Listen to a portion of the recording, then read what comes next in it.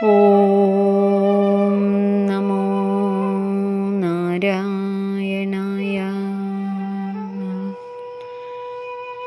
ശ്രീമദ് നാരായണീയം ദശകം 21 ശ്ലോകം 5.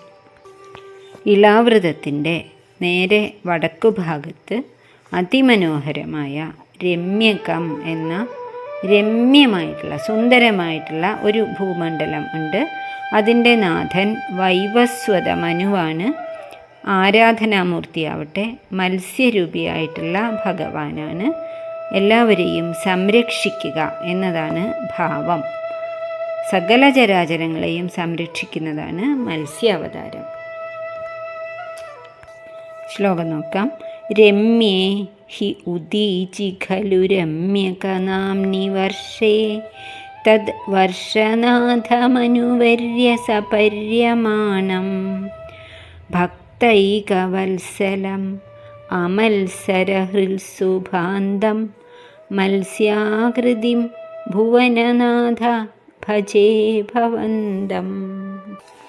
അർത്ഥം: രമ്യേഹി ഖലു, വളരെ രമ്യമായ സുന്ദരം എന്ന് കീർത്തി കേട്ടിട്ടുള്ളതായ ഉദീചി, ഇളാവൃതത്തിന് വടക്കേ ഭാഗത്ത് സ്ഥിതി ചെയ്യുന്ന രമ്യക നാംനി വർഷേ, രമ്യകം എന്നു പേരായിട്ടുള്ള ആ വർഷത്തിൽ, ആ ഭൂഖണ്ഡത്തിൽ, തദ് വർഷനാഥ മനു, ആ ഭൂഖണ്ഡത്തിന് അധിപതിയായിട്ടുള്ള മനു, ഇവിടെ വൈവസ്വത മനുവാണ്. മനുവര്യ സപര്യമാണം, ശ്രേഷ്ഠനായിട്ടുള്ള വരണീയനായിട്ടുള്ള ആ മനുവിനാൽ സേവിക്കപ്പെടുന്നവനും, സപര്യമാണം സേവിക്കപ്പെടുന്നവനും, ഭക്ത ഏക വത്സലം, ഭക്തന്മാരോട് വാത്സല്യം എന്ന ഒരേ ഒരു ഭാവം ഉള്ളവനും, അമ്മയ്ക്ക് കുട്ടിയോടുള്ള ഏറ്റവും വളരെ ഹൃദ്യമായിട്ടുള്ള ഭാവമാണ് വാത്സല്യം.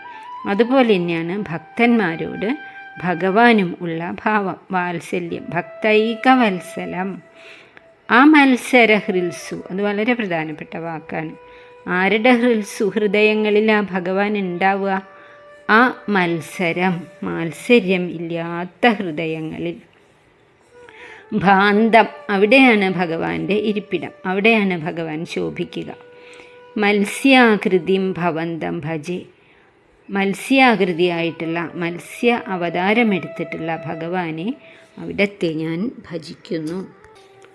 രമ്യകം എന്നു പേരായ അതിമനോഹരമായിട്ടുള്ള, അതിരമ്യമായിട്ടുള്ള, കാണാൻ സുന്ദരമായിട്ടുള്ള ആ ഭൂഖണ്ഡത്തിൽ തദ്വർഷനാഥൻ, ആ ഭൂഖണ്ഡത്തിൻ്റെ അധിപതിയായ മനു വര്യനാണ്, വളരെ ശ്രേഷ്ഠനാണ്. അദ്ദേഹം സപര്യമാണം, എപ്പോഴും പൂജ, സ്തുതി, ധ്യാനം ഇവയാൽ ഭഗവാനെ തന്നെ സേവിച്ചു കൊണ്ടിരിക്കുന്നു. ഭക്തൈക വത്സലം, ഭക്തന്മാരിൽ മാത്രം ഭക്തന്മാരോട് വാത്സല്യം മാത്രമുള്ള ഭഗവാൻ. ആ മത്സര ഹൃദയങ്ങളിൽ, അതായത് മത്സരം എന്നൊക്കെ പറഞ്ഞാൽ അഷ്ടരിപുക്കളിൽ പെട്ടതാണ്. എന്തൊക്കെയാണ് അഷ്ടരിപു? കാമം, ക്രോധം, മോഹം, ലോഭം, മദം, മത്സരം, ദംഭം, അസൂയ. ഇതിൽ ഒന്നിനെ പറഞ്ഞു എന്നേയുള്ളൂ, മത്സരത്തിനെ മാത്രം പറഞ്ഞെങ്കിലും. ഇപ്പോൾ കണ്ണ് കൊണ്ട് കണ്ണിനെ എന്ന് പറഞ്ഞാൽ എല്ലാ ഇന്ദ്രിയങ്ങളും പെടും, അധോക്ഷജൻ എന്നൊക്കെ പറയണ പോലെ. ഇവിടെ 8 രിപുക്കളും ശത്രുക്കളും ഇല്ലാതാകുന്ന മനസ്സിൽ, അതാണ് ആ മത്സര ഹൃദയങ്ങളിൽ ഭാന്തം, നിരന്തരം ഭഗവാൻ ശോഭിക്കുന്നു. ഈ രിപുവാണ് അല്ലെങ്കിൽ ശത്രുവാണ് ഈ 8 ദോഷങ്ങളും എന്ന് പറയുന്നത്. ഹൃദയത്തിൻ്റെ മാലിന്യമാണത്. മാലിന്യം ഇല്ലാതെ തെളിഞ്ഞ കണ്ണാടിക്കല്ലേ പ്രതിഫലന ശക്തിയുള്ളൂ. അതുപോലെ നമ്മളുടെ മനസ്സിലൊക്കെ കട്ട പിടിക്കുന്ന ഈ 8 മാലിന്യങ്ങളും ഇല്ലെങ്കിൽ ബുദ്ധിക്ക് പരിശുദ്ധിയുടെ തെളിച്ചുണ്ടാകും. അവിടെ നമ്മളുടെ എല്ലാവരുടെയും ഹൃദയത്തിലിരിക്കുന്ന ഭഗവാന്റെ ആ ചൈതന്യം തെളിഞ്ഞു വരും. അല്ലെങ്കിലും ഭഗവാൻ അവിടെ ഉണ്ട്, കാണണ്ടേ? അതിനുള്ള ശക്തി ഉണ്ടാവണമെങ്കിൽ ഈ 8 രിപുക്കളും, മത്സരം തുടങ്ങിയിട്ടുള്ള 8 രിപുക്കളും ഇല്ലാതാവണം എന്ന് നമ്മൾ മനസ്സിലാക്കണം. വൈവസ്വത മനു ഭഗവാനെ മത്സ്യരൂപത്തിലാണ് ആരാധിക്കുന്നത് എന്ന് പറഞ്ഞു. വൈവസ്വത മനുവിൻ്റെ പൂർവ ജന്മമാണ് സത്യവ്രതൻ എന്ന് പറയുന്ന രാജാവ്. അതീവ വിഷ്ണു ഭക്തനായിരുന്നു. മത്സ്യാവതാര കഥയാണ്, ഒരു 4 വാചകത്തിൽ പറയാം. നദിയിൽ ഒരു ദിവസം കുളിക്കുന്ന സമയത്ത് വെള്ളം ഇങ്ങനെ മേലോട്ട് വെച്ച് തർപ്പണം ചെയ്യാനായിട്ട് എടുത്തപ്പോൾ ഒരു ചെറിയ മത്സ്യക്കുട്ടി അതിൽ കുടുങ്ങി. വേഗം തന്നെ രാജാവ് വെള്ളത്തിലേക്ക് വിടാൻ തുടങ്ങിയപ്പോൾ എന്നെ രക്ഷിക്കണം, വലിയ മത്സ്യങ്ങൾ എന്നെ പിടിച്ചു തിന്നും എന്ന് പറഞ്ഞു. അപ്പോൾ തന്നെ രാജാവിന് സംശയം തോന്നി, സംസാരിക്കുന്ന മത്സ്യമാണല്ലോ. എന്നാലും കൊട്ടാരത്തിലേക്ക് കൊണ്ടുപോയി ഒരു പാത്രത്തിലിട്ടു. പിന്നെ അത് വലിയ പാത്രത്തിലിട്ടു, പിന്നെ കുളത്തിലിട്ടു, ഗംഗാനദിയിലിട്ടു. അപ്പോഴും മത്സ്യം ഇങ്ങനെ വലുതായിക്കൊണ്ടിരിക്കുകയാണ്. അപ്പോൾ രാജാവിന് മനസ്സിലായി ഇത് എന്തോ ഒരു അത്രയ്ക്കും പ്രധാനമുള്ള ഒരു ദൗത്യം തന്നെ ഏൽപ്പിക്കാനാണ് എന്നുള്ള കാര്യം. അപ്പോൾ ആ മത്സ്യം പറഞ്ഞു, ഇതാ 7 ദിവസത്തിനുള്ളിൽ മഹാപ്രളയം ഉണ്ടാവുകയാണ്.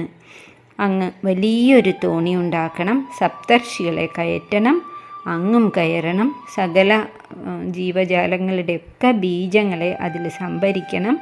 അങ്ങനെ പറഞ്ഞതുപോലെ 7ാമത്തെ ദിവസം വലിയ പ്രളയം വന്നു.